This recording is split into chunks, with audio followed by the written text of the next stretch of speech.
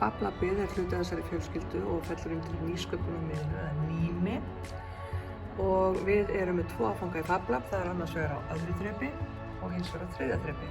Og 3. þrepi getur bara farið í þegar við erum okkur öðru þrepi. FabLabið er það sem við kallum stafræn smiðja. Þar er ykkur kennt og kynnt forrit sem eru frí og hægt að teikna í tvívídd og þrívídd.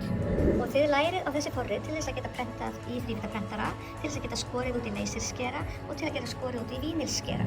Og það er hægt að búa til limmiða á textíl og ýmsu fleti.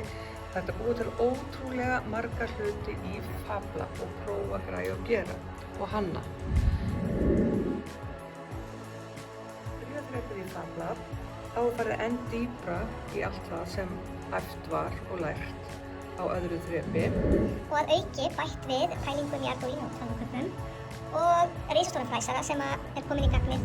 Fleira og í þeim áfanga er lögð ennþá meiri áhersla á sjálfstæðu vinnubrögðin og sköpunin.